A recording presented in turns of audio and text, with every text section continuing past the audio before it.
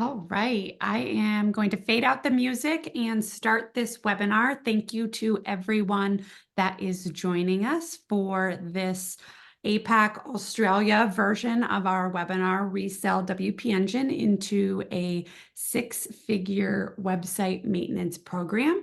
My name is Lexi. If we have not met, I'm just going to be the eyes and ears behind this webinar and give you a couple of housekeeping items. First and foremost, we are live, but we are recording. So we will be sending out this webinar recording likely tomorrow with some additional resources. So please keep an eye out for that. But also know you can share this or watch if you have to leave early. Second thing being, we are going to take live question and answer at the end of this webinar. So if you have questions, please feel free to drop any questions in the Zoom chat, or we have the question and answer section in Zoom if you go to your taskbar and click question and answer. With that being said, enough of me. I am going to pass this to Susie Claxton, who's going to be our webinar host for today. Susie is one of our principal enterprise account managers here at WP Engine and is local to the Australia time zone. And Susie, with that, I'm going to hand it over to you. Thanks, Lexi. Hi, everyone. For those of you who don't know me, I've been at WP Engine for 5.5 years. I've spent most of that time working with agencies, both new and existing customers. And over that time, I've had the opportunity to connect with agencies all over APAC and got some really great insight into common challenges that agencies face. And I've also been able to witness some really incredible success stories along the way as well. Most of the challenges that we see are agencies running into a lack of profitability in reselling. And look, the economy right now is in a really strange place. From COVID to 2023, that was a really weird year, and clients are kind of tightening their belt on budgets. They're changing their decision making, the way that they're spending, and a lot of agencies are having to pivot in their approach to generating revenue and bringing in new clients. But the one thing that we've seen a lot of consistency in is hosting, maintenance, and support. And so while it's not traditionally been known as a super profitable service, there are a lot of agencies that do it well and have been able to create consistent recurring revenue through hosting and maintenance and support. So today we have 3 speakers joining us who have been able to create extremely successful businesses through those services and generate a great recurring revenue stream off the back of hosting. So introducing them, first agency is Studio Malt. I'm thrilled to introduce Aaron Meredith. Aaron, can you introduce yourself? Tell us a bit about Studio Malt and why you think it's important to be here and share your experience with other agencies. Yeah, thanks, Susie. I suppose welcome everyone. As Susie said, my name's Aaron. I represent Studio Malt here today. We're a design and digital agency based in Melbourne. And I suppose for us, we're not just about creating, brand, print, digital media and stunning work. We really feel really strongly about forging really great lasting partnerships with our clients. And for us, it's really about trying to work with them and to really empower them to achieve what we consider to be remarkable things through that strategic connection that we make with all of our clients. We've been a WP Engine partner for probably coming up about 8 years now. And it has been a really nurturing relationship to build a great relationship with obviously the team here in Australia, build a really exciting client base, and really understand ultimately the value that we can offer our clients when we bundle up, great hosting with great WordPress expertise and experience on the application layer. For us in particular, we're really about that end to end, right? So it really for us, it completes a service for us and really allows us to continue that really lasting relationship with our clientele.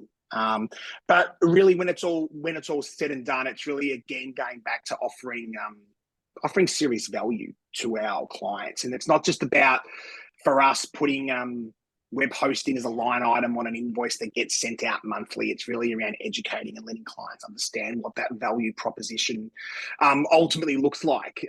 Because one of the last things that we all want really is to work with great, exciting brands, building out really exciting executables, and then not being able to complete that relationship. And I think that's certainly where Studio Malt finds its strengths. Absolutely. Thank you for that. Our next agency is 5x5. We've got John Hollenberg here. And John, same thing. Can you introduce yourself? Tell us about 5x5 and why you thought it was important to share your experience with agencies. Sure thing. Thanks for having us here. Thanks for everyone tuning in. So I'll just give you the sort of like the headline statements just around 5x5. So award-winning digital agency. We build great looking, high-performing digital solutions that ultimately generate more leads and inquiries for our clients. We're headquartered here, sunny Gold Coast at Burleigh Heads here in Australia.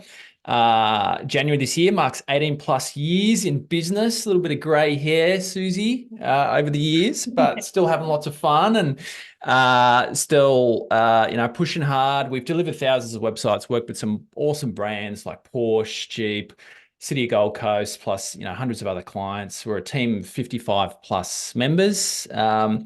Average client for us, or a typical client for us, they're usually turning over, say, $1 million in revenue.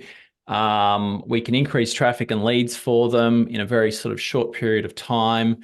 We've got a full and remarkable solution. So here in Australia, we call this the burger with a lot is like the visual analogy for this. So here in Australia, we do weird things with our hamburgers, Susie. We put in like beetroot and pineapple and eggs and all that sort of stuff. So we sort of got this like visual analogy of all the digital ingredients that go into that. So we've got the strategy, we've got logo and branding, we've got photography and video, content, obviously website design and development. That's the meat, and SEO and pay-per-click. That's what's getting the results from leads and inquiries perspective.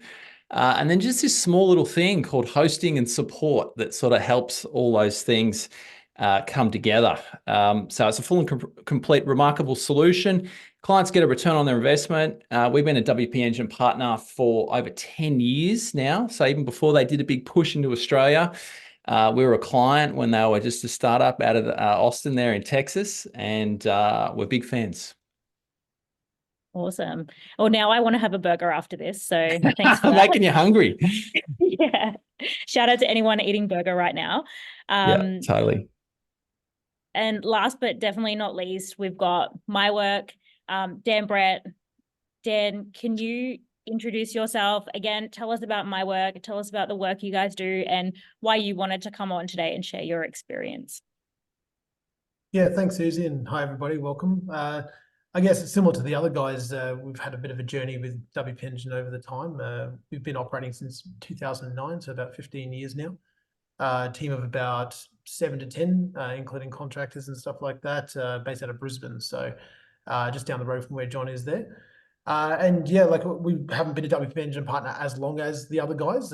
We came on board probably about 2018 or 19, around the time Susie did as well. So we've kind of, been here for 5 or 6 years now, and really enjoyed the journey. We probably did it about 10 years too late for what we should have done. We should have done it right from the start. 2009 would have been handy to have a solution like them, because we've certainly learned a lot of lessons along the way about other hosting solutions and options that we kind of tried and tested over that sort of 10-year period before we finally found WP Engine. So yeah, it's been a bit of an interesting journey getting to them. And like probably a lot of you guys having agencies, you start off small and with the things that kind of work, and as things either fall apart or don't work out, you kind of learn those lessons and adjust with those things. I guess in terms of recurring revenue models and things like that, that's really been, to continue the food analogy, our kind of bread and butter. A little bit less sexy than a burger, but our bread and butter has really been that recurring revenue model ever since day one. We've always been very interested in, I guess, delving into long-term relationships with our customers and understanding that having that recurring model has really been the mainstay of our business at the end of the day. So yeah, built thousands of websites over the last sort of 10, 15 years. And as I said, learned a lot of lessons along the way, and looking forward to, I guess, sharing some of those lessons with you guys today. Yeah, awesome. Thank you for that.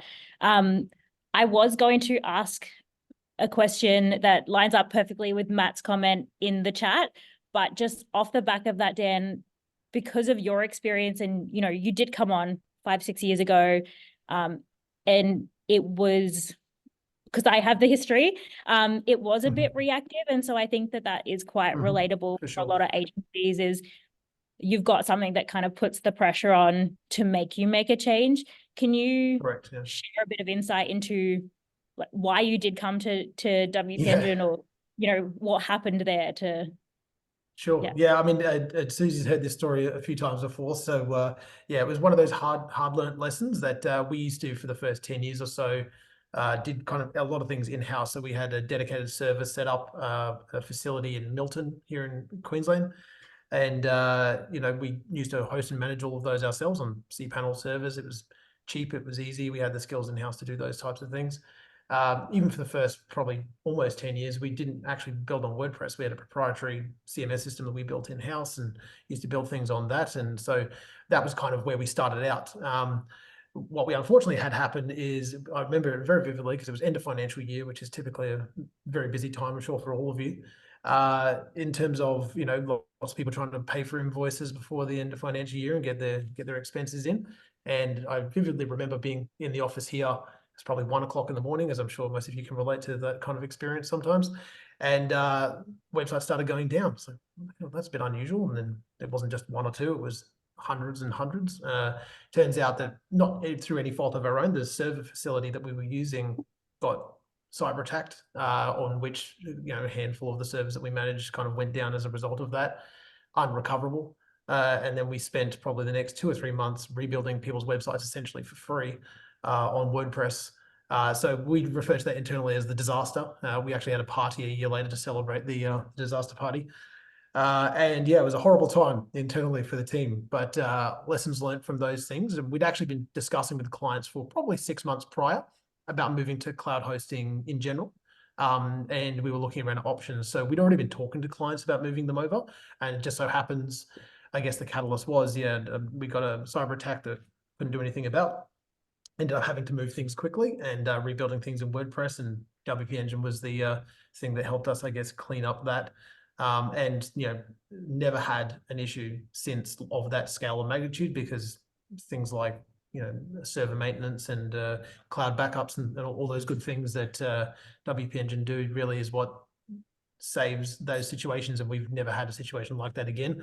But yeah, it was a real learning curve for us, and obviously you learn through making mistakes, or not necessarily making mistakes, but just choosing the wrong providers, or putting the wrong processes in place. So I think it's important to learn from those things, and it was a bit of an education process for our customers, because they went from paying very little for hosting and support on an ongoing basis, and we essentially changed our entire business strategy around, I guess, the higher price point with WP Engine, because it was more expensive than what we were doing. But for the reliability and the support that we got out of it, we've never looked back, and only continued to grow and add to that. And it really changed our business model to go from kind of a lower price point revenue model on an annualized basis to, I guess, a higher, more premium price point on a more monthly basis for most of our customers. And it's easy to justify that expense, because some of them lived through that disaster time with us and came out the other side, and yeah, they've never had problems since. So yeah, they all remember those times as well. And it's been good to have good relationships with clients to stick with you through those times. But yeah, WP Engine was definitely one of the big things that came out of that, and it was very, like Susie said, reactive to what happened at the time. But in hindsight, one of the best things we ever did, and really helped us solidify our revenue model moving forward, and kind of be able to justify a higher price point as well. So yeah, thank you for sharing that. I know revisiting the trauma and opening up about things that went wrong can be hard to do, and I think it's probably really relatable for a lot of people on this call, just hearing that other businesses have their problems as well, and you can overcome that and still have a really successful agency and great relationships with your clients. So yeah, thank you for sharing that. My next question, I want to circle back, because I know Matt popped a comment in the chat around his clients not being able to understand the value around hosting. So Aaron, can you break down for us, how do you pitch the value of hosting and maintenance to new or existing clients? Value is such a, it's such a personalized thing, right? Because the value of one client's not going to be the same as the other. And I read Matt's comment, and it is really hard for a lot of clients to justify the spend on quality maintenance and quality hosting, even when they've spent hundreds of thousands of dollars on a WordPress application. It's sort of the afterthought. But for us, we've always been about bundling a lot of our service offerings together. We give them unique names that sometimes sit independent of what the WP Engine offer in the market. We try and obviously talk to our clients around going really beyond the traditional service offering of what web hosting is, because that's not the market that we're in. It's not the market even that WP Engine is really directly in. It's about selling you a web server and away you go. It is really that sort of managed approach. And really everything that we do, I touched on it in sort of the introduction, is the fact that we come from a brand centric point of view, and for any downtime, any DDoS attacks, any malware or injection of codes is going to cost a brand some price at the end of the day if their website does go offline or does have an issue attended to it. So we really try and really focus on that in terms of that bundling approach. I like to always think as well that we offer a really simplified client experience, that sort of bundling offer. So by bundling it all up from the client's perspective, so much more simple. They understand who to speak to. It's one point of contact for them. We're happy to triage, from my perspective, to make sure that that we're getting the best outcome for the client. I think sort of as well as that, and from Dan's point of view, you spoke about the disaster has been a really reactionary experience. We talked to our clients about being proactive, and I know it's hard to speak about the proactive support, but we want to try and prevent the issues before they occur, really.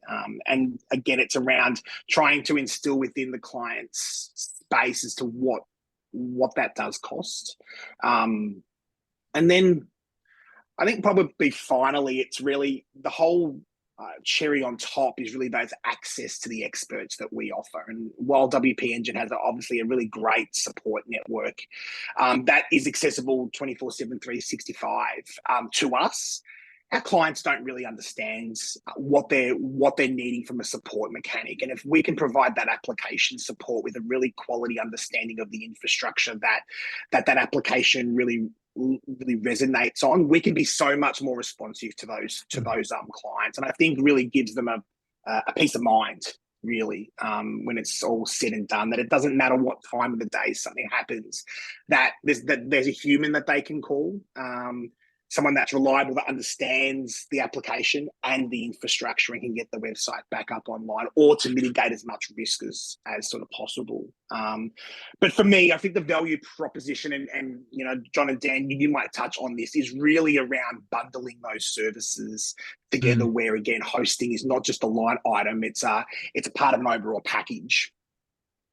I'd maybe layer in like another perspective in here as well, which is it's almost like a mindset thing from an agency perspective, where say you've delivered an application or a website or whatever, and it goes down, like the client's still going to call you, right? Whether you're hosting it or not. And my site's down, I have a problem in my life. So for me, and I had a lot of that very early on, where I'd still be getting the calls that come through late at night or whatever, and it's like SOS. So by putting a maintenance and support package in front of a client, it's like pay to play. You want to contact me and you want me in your life, you got to pay for that privilege, right? And I think us as agency owners, especially when you're in very much like the early stages, you don't value your time. You don't value the mental load or the stress of having to, proactively support these things. And what if this goes wrong or whatever? So put your money where your mouth is. And if you want me in your life, you will pay for that privilege in a very nice way, is how I'd explain that to a client. Awesome. Dan, did you have anything? I'd agree, like bundling things.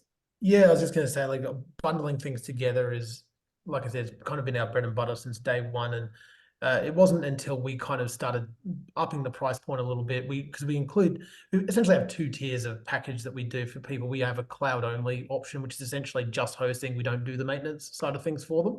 So we don't do plugin updates or anything like that. And then we have the more, I guess, the larger package that we do all of the maintenance. We give them hours of time. So we give them 12 hours a year of our time. So 1 a month, just to do little fixes and bits and pieces. And then also things like, I guess, like just plugin updates in general. So as an example, the part of the appeal with WP Engine, of course, you can get other plugins to do this, but we use SPM, so the Smart Plugin Manager, on all of our pods that we have. So basically our clients, we just turn that on whenever we need to. It updates their plugins for them, keeps them all up to date. And then we also use New Relic on the servers as well, which allows us to identify and diagnose problems. So it's not so much about being reactionary to clients now. The way that we've approached it since the disaster time, like I said, it changed our entire model about how we focus on clients' needs. And we now proactively reach out to them and say, hey, we've identified this plugin slowing things down. Would you like us to do a site speed optimization? Or we do audits proactively now as well as part of those things. So it allows us to drum up business from our existing client base by reaching out to them. We've got a whole list and we say, hey, would you like to, websites we did 4 or 5 years ago, obviously need a design update, and we just get our creative director to do a design audit. He does like a video recording, clicks through the website. Oh, this is, could use improvement, blah, blah, modernize this. And then, 9 times out of 10, those customers will say, oh, that's great. Can we make those changes? Now, if they're a cloud only customer, we'll charge them for those things on an hourly rate, or which ones they want us to do. It just gives them a checklist of things they can either do themselves or have a crack at doing themselves or get us to do it. But for the other customers on the hours package, it burns through those hours. So it allows us to kind of justify, hey, that's why you pay for those hours, because we've just used 6 of them to redesign your homepage and things like that. So yeah, it's kind of a package deal essentially that we do in those kind of 2 tiers, and it allows us to monetize both of them, either one through just invoicing for hours and the other ones where they're kind of prepaying essentially. And we do have customers who literally top up throughout the year. So they'll use their 12 hours, say in the first 6 months, and then they'll say, oh, great, can we go around again? So they're basically paying us twice in a year, which is fantastic, So it's a really good way to monetize, I guess, the maintenance side of things by being proactive about it now, which is not something we did previously other than server maintenance, which is kind of the boring stuff that clients don't really care about. But if you're relating it directly to their website, things that you can fix on their website that they can see, it's a big plus, and it kind of helps them remain sticky with your business as well. Definitely. Speaking around packaging and, offerings and maintenance, John, you mentioned the burger with the lot and how you've got all those layers in there. What did it take to get to that point? Because I know prior to that branding, you did have something else in place. So I guess what made you decide to update your package, and how is the comparison between what you were doing before versus what you're currently offering?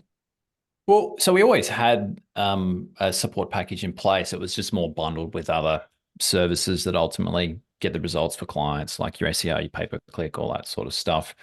But they're very much intertwined in the fact that you look at, you're doing SEO for a client. Obviously, speed and performance is a big part of that, right? So the issue that we had was, say, clients hosting externally on some, crappy low-cost host service. It struggled because they're on a server with 100, 150 other neighbors there, and you couldn't get your page speed insights and all that sort of stuff, your numbers to where they need to be, especially from an SEO perspective. We've actually got our pricing on the website, so I'm more than happy just to send through the link and just everyone can see how we've structured it. So I'll put that in the chat right now, and essentially we've got different tiers. We've got a hosting only solution. So I noticed there are a few questions in there in terms of, do you just do the hosting only? So that hosting only solution essentially maintains core and plugins. There's no support in there. Then we've got that on top of an hour's worth of support, which is the next tier up. And then it basically bundles in more hours as we go. So essentially, that's about as complicated as it needs to be. If anyone is doing any sort of e-commerce, we know that there's some moving parts there. So by default, they'd automatically go into a 4-hour support package. And then anything bigger or more complex, it allows us to just slot them straight into the large package. So that's a little bit of context around how we're doing it. Any other sort of specific questions around that, Susie? I guess, yes. And this question goes out to all the speakers. I guess, what advice can you give to smaller agencies who haven't necessarily looked into bundling maintenance and hosting? Like, what around TalkTrack, what advice would you give them? I'll let one of the other lads answer first. Yeah. So as in just advice for people who haven't necessarily looked down that track of trying to monetize it, do you mean? Yeah. I think like for me, the main goal for us has always been to keep customers sticky. And, you know, as I often say to you, Susie, like the WP Engine and the hosting side of things is often the non-sexy part of websites. You know, like they like their designs, they love their cool website, but they don't give a rat's about hosting setup. As long as it's up, that's usually good enough for most of them. That inherently then makes it difficult to justify why they would invest in hosting as and you're having a best-in-class hosting versus just cheapest chips down the road type of situation. So because we bundle everything together, it's kind of part of the overarching conversation. And we don't necessarily push WP Engine and the benefits of WP Engine to clients too much unless they ask about it. So I guess probably the main thing that took us a while to kind of figure out is what the pricing tiers would be based off of. Obviously a return on investments. Obviously, you know, onboarding a new pod, we know we can get roughly X amount of customers on that pod, and so we know the cost per site. And that, you know, you obviously offer. Susie gives us great information and insights into kind of what our cost per site is generally and stuff like that. Just breaking it down based off of costs and, you know, how many we've got on there at any given point in time. So that helps us understand. Okay, well, on a monthly basis, we need to be charging X for, you know, this particular customer. As long as we're charging Y, we're at least covering that cost. And then we can build our packages on top of it. So we found that it's a really good way to kind of just judge if we're charging the right amount. But then I think, like John mentioned, like we also have higher tier ones where, you know, people on retainer and they pay for, you know, 4 or 6 hours, depending on, you know, what they want to do and how much they actually need support and maintenance on things. And most of the time it's to do with small design changes and stuff like that, or adding a new feature as opposed to really getting to the nuts and bolts of hosting. But the main kind of selling point with the hosting side of things is really site speed, especially in its impact on SEO and stuff like that. So especially when anytime Google does an update, people start running their website through a site speed checker, and they go, oh, look at the results, you know, can you guys fix it? And we'll just do a one-time optimization that uses up an hour of their time, you know, tweak a few things. And that's what I was saying, like things like New Relic that we have on the pods helps with that, because you can really get granular on, okay, this plugin is slowing stuff down, tweak that piece of code. Hey, now it's much faster. So people will proactively contact us for those types of things as well. So Awesome. Yeah, I think sort of from my perspective, following on. Oh, sorry, mate. Oh, sorry, you go. John. You I go. was just going to say, I mean, we sort of package that really the same way. So it's tiered, it's structured. We obviously have an economic factor about, you know, how many sites will fit on a pod to get optimal performance. From my point of view, though, we're talking about hosting, maintenance, and support from the very initial conversations with our clientele. For us, it's a reflection on what we design and we build for our clients as to how that website ultimately performs. So for us, there is no question of where you're hosting. You're hosting with Studio Malt via WP Engine, and we're actually very upfront. Unlike Dan, we do highlight the benefits and the position of WP Engine in the market. Its product array, as I said, we do tinker with some of the names and some of the labeling that WP Engine will use just to give it some level of bespoke and proprietariness, but very easy to put 2 and 2 together, of course. But yeah, I think, again, because we're all around the end-to-end, that sort of holistic solutions. Yes, it might be the first thing that gets cut and the first thing that gets wiped, but I'll tell you right now, it's generally the first thing that will come back into the fold when something goes wrong. And at that point, it's going to cost them more. There's obviously fees to get the site back up online, to find out what's going on, even using tools like New Relic. And I really feel like the transparency layer that we really built in now, again, from the very initial conversations, right? If we're inheriting a website or a client's got an existing application, we can almost clone that site to WP Engine really quickly run a speed comparison test in real time, Mm. even allow the client to pull up 2 incognito windows and see the difference. And that tangible difference between, I think, what WP Engine offers and what other providers do, I think is really that's all the leverage that we need. It sort of sells in the principle of the value service very, very early on in what sort of we do. Yeah, that definitely makes sense. Like that resonates with me as well, because we've had customers who've chosen to move away. They've moved their website that we built away to another provider, only to come back a couple of months later because they didn't like the experience or because their website was slow, and they're I've fallen off the face of the earth on SEO. And it's like, well, okay, well, let's get you back set up. And like you said, the migration tool's so easy. You just grab it straight back in. Happy days, send them an invoice, all done. So yeah, 100%. Really good. The tools that are there to be able to do that are awesome. Sorry, John, go on. No. Dan was talking about stickiness. So you look at so like all the technical stuff aside, you look at, well, what's going to build a really like rock solid business. And like the gold standard is recurring revenue, which is why like SaaS businesses get such massive multiples, right? So, or me as a business owner, I know that I've got 25% of my revenue, probably a good whack of my costs covered at the start of each month through all our support packages. Like that's what helps me sleep well at night, knowing that this money is automatically going to show up. And it feeds in other products, all that sort of stuff. And it's sort of, it's almost like the mindset that I'm in is when we're speaking with a client, and they're going to spend, I don't know, like 30 to 50K on a digital marketing solution. But they're quibbling over like a couple of grand in hosting and support fees. Like that's a total red flag for me, because they're not in that sort of customer for life or that long-term relationship mindset.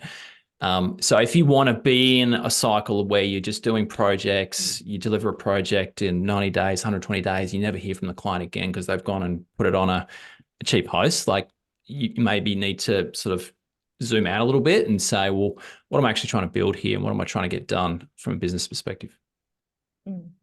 It comes down to that analogy around why buy, $100,000 car and put it on the cheapest third-party insurance that you can find.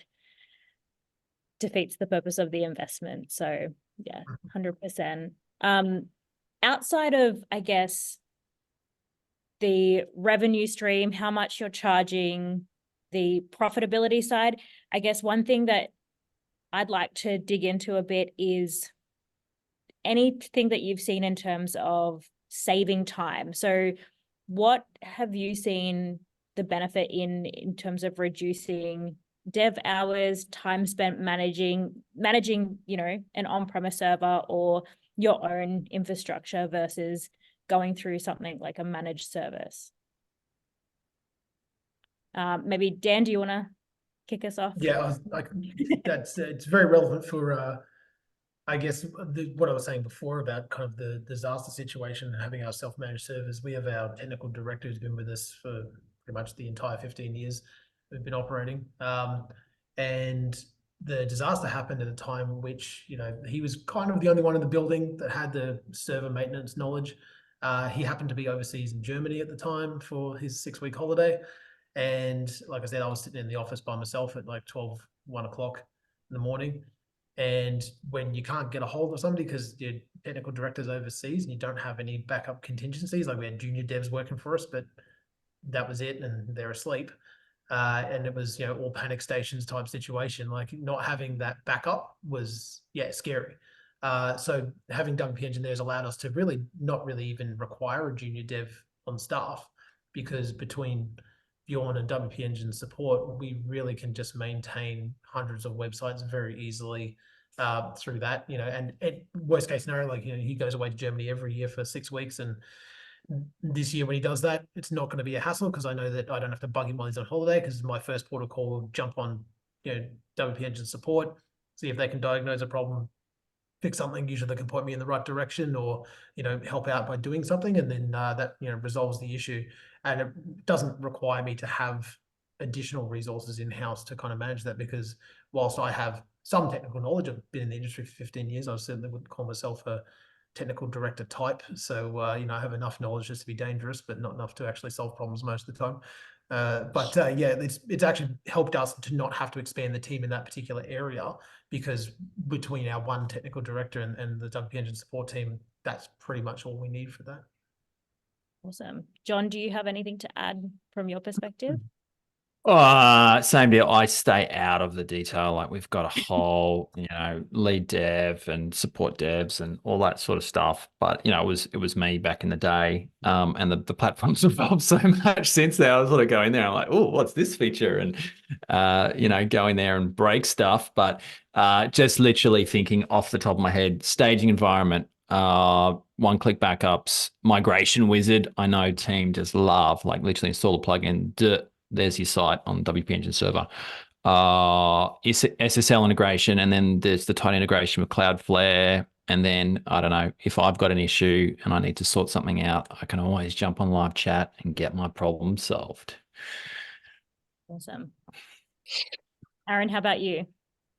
Yeah, John's touched on it. I think that plethora of tools that WP Engine offer, from, again, daily backups, through to user management, through to really everything, New Relic, plugin migration. They are just phenomenal tools, and it's just that it's not offered anywhere else, that suite of products that make our lives so much easier. I suppose, unlike Dan and John in this situation, I'm actually deep in the actual tools. So I'm doing a lot of client onboarding. I set up a lot of the infrastructures, set up the clients, guide them through a lot of that process, and then we lead our lead devs and our sort of lead support team around a lot of the application itself. And from my point of view, spinning up traditionally, an AWS pod or a cPanel server took hours, and then just it's all the little things around it. What it doesn't offer then just doesn't give me the satisfaction to be able to go and sell that into an actual client. And I think when something goes wrong, WP Engine are there to support. That 24/7, 365 online chat or phone feature is just phenomenal. And then the turnaround on tickets is just something that we just don't see from other vendors in this particular space. So, yeah, I think the suite of tools is just something that is just unparalleled out there, and it just makes our job so much easier. A really simple example of that was we were spinning up a WordPress multi-site the other day, and the one-click approach to something like that, where previously setting up wildcard SSLs, mapping domains to certain features was half a day worth of work, and this was one button that took 10 minutes. So that's just, I think, where the points of difference really lie. Yeah. Launching websites is not a stressful experience anymore compared to back in the bad old days of taking out, like I said, like half a day to go through the process and rewriting scripts and all sorts of nonsense. And yeah, it's a couple of clicks of a button now. And if you do have to stuff it up, that's okay. There's someone there. So yeah. I think it blows clients' minds when they're still supplying us with FTP details and like zip files with like folder structures and like databases. And it's like, nah, just hand over your WP admin credits and account, and we'll just get it done. And they just, that just blows their mind about how easy it can actually be to get on board. And then the results really speak for themselves once they're there. Awesome. There was a question around, for e-commerce, how do you package things? There's a lot of different variables. Aaron, I'm going to direct that one to you first, because I know you work very closely and your packages kind of align with WP Engine solutions and some of our additional tools and products. So how do you go about packaging that up when you're talking to your clients? Yeah, so we certainly do have separate pods, which do have obviously other WP Engine products installed, such as obviously the great WooCommerce features or the e-commerce features that WP Engine offer out of the box, such as obviously WooCommerce caching, Stripe integrations, and all that stuff. So we obviously sell that certainly at a premium. However, a lot of web developers will know WooCommerce is hard to maintain. It's harder to support than a lot of other e-commerce platforms out there on the market. Software as service or sort of self-installed. So we do have to charge a premium. However, clients understand that as well. We've probably had more complexities, as Susie may remember, we've had many complexities where, you know, e-commerce sites outgrow their infrastructure really, really quickly when hundreds of thousands of WooCommerce orders are coming through and clients are like, hey, my site is slowing down to an absolute grind, 500 server errors throwing up in the mix. And again, it's one of those things that, unfortunately, until it happens to you, you don't understand sometimes the value, but it happens once, you won't let it happen again. So I think being a bit more proactive with those e-commerce clients, really selling a premium service for them. And we spend a lot more time with those e-commerce clients, absolutely. But they're prepared to pay. So in the event that, again, that they need to maintain a storefront that is mostly mission critical for them, there is no other option. Yeah, I think the justification for e-commerce sites is a lot easier for that premium, like you said, because that's their main income source for a lot of them. You know, maybe it's the only part of their business that is the storefront, whereas, you know, more traditional, you know, service-based industries, you know, if you're a plumber, you know, your website's part of the mix and it certainly helps you get business, but you know, if you can still do your job basically, but you can't take any orders, obviously, if your e-commerce site's too slow. So we started doing that semi-recently, and probably the last couple of years, and just realizing that, okay, well, we need to charge more for those e-commerce clients, because we were just lumping everybody together. You had a WordPress website, didn't matter if it had WooCom, we charged the same amount. And so we've spent the last couple of years educating our WooCom clients on why because they are the ones who cause the most support, you know, like, oh, I can't get this product working, or this subscription thing's not working here. And yeah, so they're a lot more work, basically. So you have to charge for your time and value your time. And those. the urgency of the request as well, where it's like, it's broken, it needs to be fixed. You know, 5 p.m. as you're walking out the door on a Friday afternoon. Yeah. We actually got Susie to run some numbers, I think, on that for us, because we were probably, like a lot of the guys on the call, but kind of like, how do you justify that price point when we've traditionally been charging the same amount as everybody else? So why all of a sudden are we changing our pricing? And the justification partly came down to just, you know, bandwidth and the amount of, you know, size of some of these websites and how much traffic they were getting. And we could directly show them that because of statistics we had through WP Engine. They just supply, so here you go, here's your top, you know, 20, you know, customers who are, you know, using up all the server space, and oh, look, all of them are WooCom. So like you said, we kind of spun up a pod specific for WooCom e-commerce setup that had, you know, a bit more to it than just the standard ones, and yeah, moved guys across to that as they were paying. So again, it was just, you know, as we justified the price point to the customers and explained it all to them very openly about what that was and why, you know, they got it, and yeah, just moved them over as we did that. So I think transparency really comes a lot into this too. So again, those tools such as New Relic, which Dan mentioned earlier on, you know, just it allows us to then get deeper into a lot of the queries that are going on. Lets us analyze the database, analyze the application. So if there is an event or events that are coming up with the clients, we have that relationship. We work with them. We understand their sales periods. We understand their promotional periods. We can then, you know, spend some time with them pre those events in understanding, well, where is their site actually at? Use that as an opportunity to repair, fix, enhance any of those application features. So when it's go time, client really feels reassured that they've got a platform that's going to, you know, be online and be upheld by hundreds, if not thousands, if not millions of customers when they're sort of coming in. And I think that by providing that transparency and that layer, they may not understand what's going on, but they can see data and they can see opportunity to fix, evolve, repair, if that's sort of the case. So I think being a bit more transparent with a lot of clients as well definitely helps. Awesome.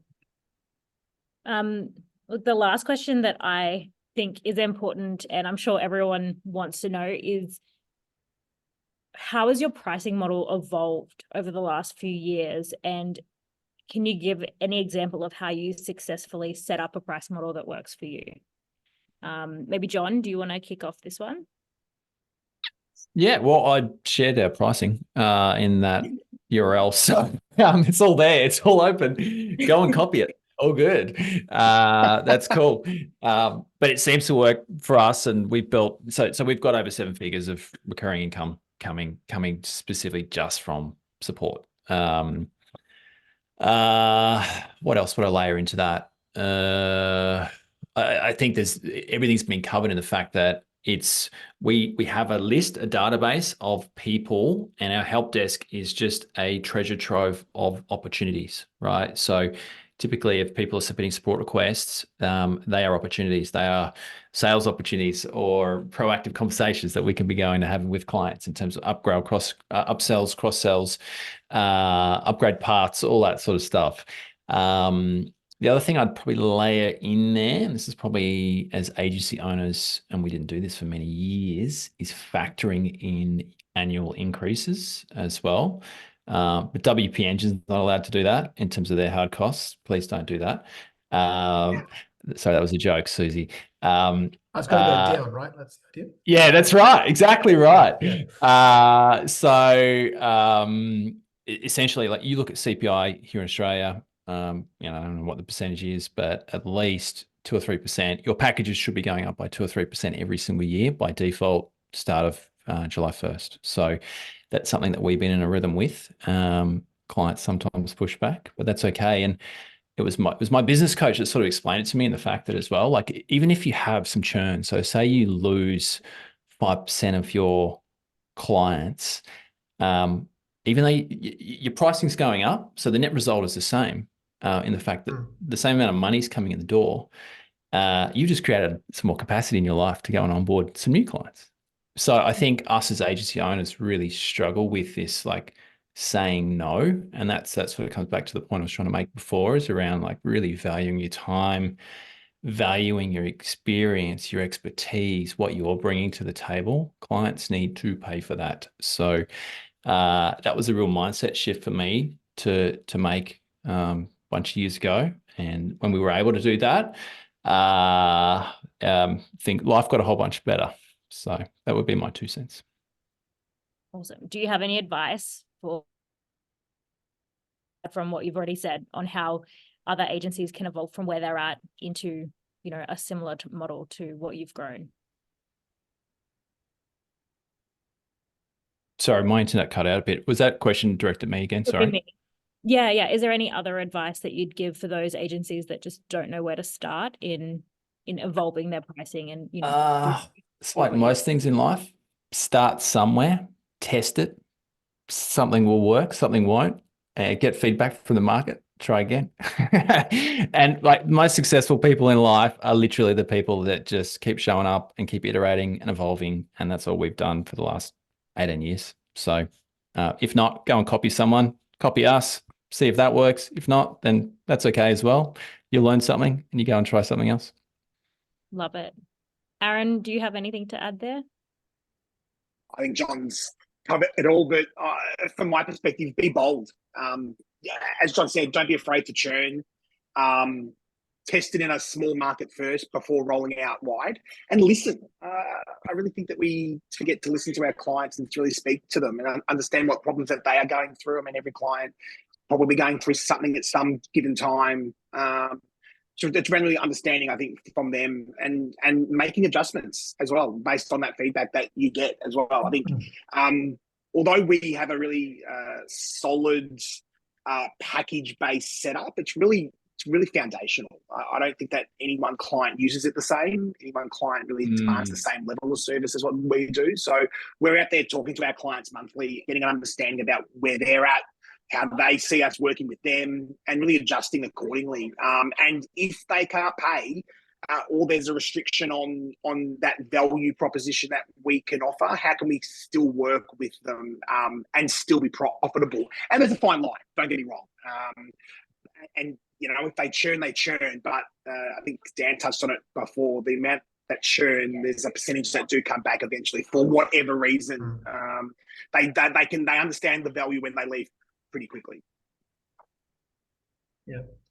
Yeah, no, I definitely agree with the sentiments you both put out there in terms of, you definitely valuing your time and talking to your customers about what that value is to them. It helps you really understand your price point. So like Susie said up top, I was on one of these types of calls a few years ago, and everybody kind of was talking about what their price point was per hour, and then everybody kind of was saying what it was, and I was like, Jesus, mine's way too cheap. I wasn't valuing our time. So we put our pricing up, and that's always scary because, like John said, you know, you're going to have that churn, and you're going to have some customers who just don't align with investing in their business in that particular way or whatever. But that's fine, because some of the ones that you increase the price on will often make up for the value of what you lost. And you'd be surprised the stickiness where if you work on those customers, those relationships, they tend to expect the prices to go up every year. You know, like everything's going up at the moment. We spent probably all of last year promoting the fact that we were pretty much price locked on last year. So we deliberately made a choice not to change pricing last year and promoted that fact to our customers. But that meant that in 2024, they were all expecting a price increase. So this year we're going through and talking to everybody, and they're appreciative of the fact that we didn't put it up last year, because everybody else is putting pricing up. You know, your phone bill, your groceries are going up. The website stayed the same for 12 months. It was a nice feel good thing for us, is that we got to do that for them. And at the same time, prepping for 2024, being like John was saying, you know, you put it up by 2-3% year on year if you can. And, you know, like obviously you've always got to be careful about how you do that. And, you know, my customer base is going to be different to Aaron's and different to John's. So like the particular parts of the market, the will react differently to price increases, of course. But yeah, I think like by being open and honest with them, and, you know, telling them, hey, look, we're not putting the prices up this year because we felt we're covered, meant that ultimately the next year it was a very easy conversation for our sales guys to like, oh, remember that thing we talked about last year? And they're not only happy with the price increase, but they're also, you know, happy to pay the price increase because they know they got, you know, an extra 12 months of runway at it. And just letting people know ahead of time that that's coming really helps, you know, with that conversation. It comes back to what Aaron was saying about that open honestness with you, transparency with your customers. As long as you keep the conversation going and you have a good relationship, you know, people get it. You're a business, you have to put prices up at some point, and so all of our costs go up as well. So that's, you know, just makes sense for most people. So it's about that relationship and how you manage that, I think. And you tend to, we find anyway, we don't lose too many customers when that happens. So Yeah, awesome. I know we had some more questions in the chat that we probably didn't cover off, and I think we were going to loop back in. We may not have enough time to cover them off, but Lexi has dropped LinkedIn links for John, Aaron, and Dan. And if you want to connect, reach out to them directly and, you know, have that conversation where it's not moderated by WP Engine. We encourage it. I know there's been a lot of WP Engine plugs in here and a lot of talk around our platform and our product. And it's been because, you know, they utilize our services and our tools. But if you do want to have a separate conversation without us in the picture, you know, I'm sure they're all happy to connect with you and have that offline. But Lexi, did you want to wrap us up or cover anything off that maybe I missed? Hey, no, just chiming in here to say this is an amazing job. Normally I come in and ask questions, and Susie literally did my job for me.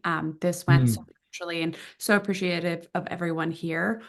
With that being said, we just have a couple minutes left. I know we tried to answer every question, but we're definitely here for any follow-up for additional questions in that. But I want to just give all three of these gentlemen just a couple seconds to do any closing thoughts, and then we can wrap up. So with that, Aaron, any closing thoughts or recommendations to someone that's just trying to start reselling or start the hosting and maintenance plans?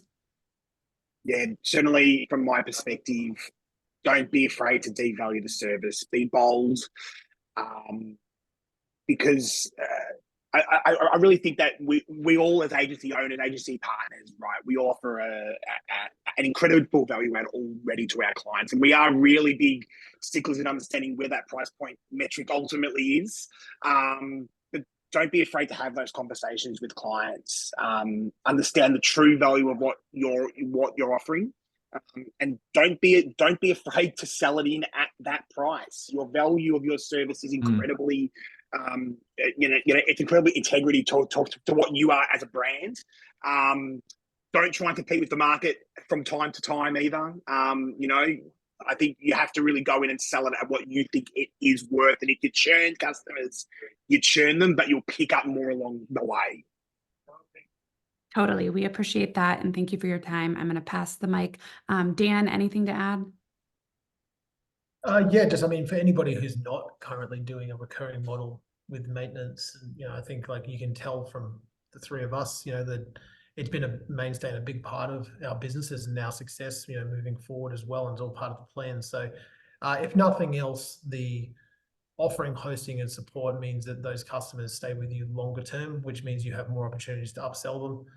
So obviously when it just comes down to dollars, we'll still look after clients who we don't manage their website on WP Engine, but only in select situations. Like the 99% of them, we basically say, no, we don't do it unless it's on WP Engine, because that's just going to keep our costs lower and it's going to allow you to get more out of it. And we know that the tool sets are good. So like Aaron was saying, just like valuing what you do and making sure that's communicated to the customers is important. But if you don't have any kind of recurring revenue stream and you just do a one and done thing, obviously that can work, but you're working so hard to get that customer, and then for them to not come back to you because they've forgotten who their website guy is next time.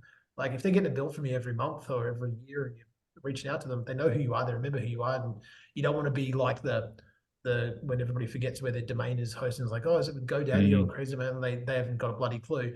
Well, you want them to remember that you're with My Work and that's your website guys, and please come back to us when you've got a question or something, because that can often lead to upsells and more opportunities and referrals. So just that alone is worth it from a revenue model stream perspective of maintaining their websites so that they come back to you in the future. So yeah, really definitely worth looking into.